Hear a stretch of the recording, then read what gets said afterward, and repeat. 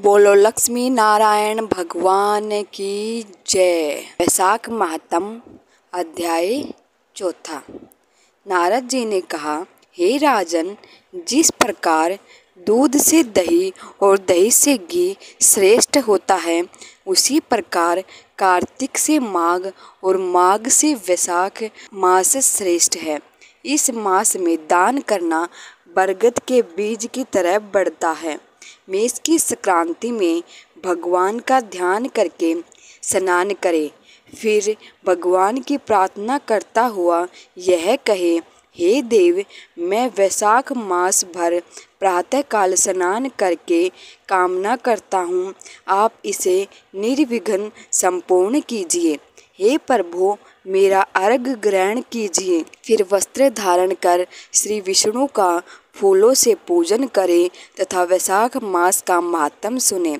ऐसा मनुष्य करोड़ों जन्मों के पापों से छूटकर मोक्ष पाता है।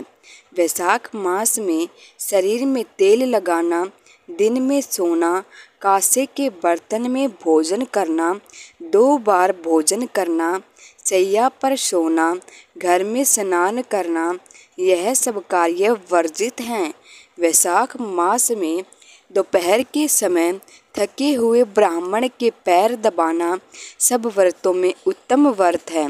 जो दोपहर में आए हुए थके ब्राह्मणों को सुंदर आसन देकर उनके पैर दबाता है, वह सब बंधनों से मुक्त हो जाता है तथा गंगा आदि सब तीर्थों के स्नान का फल मिलता है। वैशाख मास में जो स्नान नहीं करता और कमल पत्र पर भोजन नहीं करता, वह पहले गधे की योनि को प्राप्त होकर खच्चर की योनि को प्राप्त होता है। मनुष्य रोगहीन और मोटा ताजा होकर भी वैशाख मास में स्नान न करने से चांडाल योनि को प्राप्त होता है। वैशाख मास की संक्रांति के दिन जो बाहर जाकर किसी तीर्थ पर स्नान नहीं करता, वह 100 जन्म कुत्ते का जन्म लेता है। वैशाख मास में अन्न दान अथवा जल दान न करने से निश्चय पूर्वक कभी दुखों से मुक्ति नहीं होता है। वैशाख मास में नदी में स्नान करके भगवान विष्णु का ध्यान करने से निश्चय ही 3 जन्मों में किए हुए पाप नष्ट हो जाते हैं। प्रातःकाल समुद्र में गिरने वाली नदियों में स्नान करने से 7 जन्मों के पाप और उषा काल में सप्त गंगा में स्नान करने से करोड़ जन्मों के पाप नष्ट हो जाते हैं। जाह्नवी, वृंदा, गंगा, कालिंदी, यमुना, सरस्वती, कावेरी, नर्मदा और त्रिवेणी, यह सप्त गंगा हैं। वैशाख मास में बढ़ते हुए जल में भजन करने से सारे जन्म के किए हुए पाप नाश हो जाते हैं।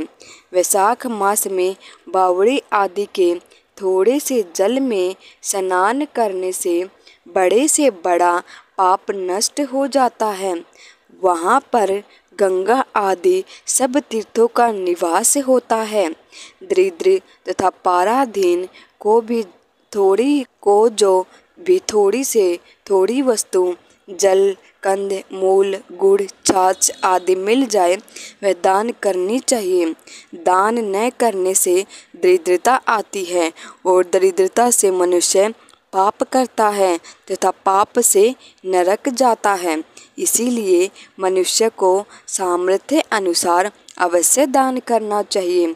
यदि कोई मकान बहुत बड़ा हो परंतु उस पर छत न हो, तो वह शोभा को प्राप्त नहीं होता। इसी प्रकार वैशाख मास में दान के बिना मनुष्य जीवन व्यर्थ है। वैशाख मास के देवता विष्णु हैं। इस कारण इस मास में किया हुआ जप, दान, यज्ञ और तप अधिक फल देने वाले हैं।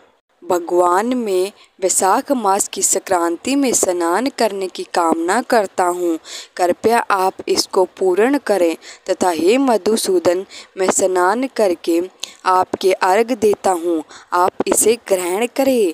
गंगा आदि सब तीर्थ मेरे अर्घ को ग्रहण करके मुझ पर प्रसन्न हों। आप समदसी पापियों पर भी कृपा करने वाले मेरे अर्घ को ग्रहण करें और यथाचुत धन देवे।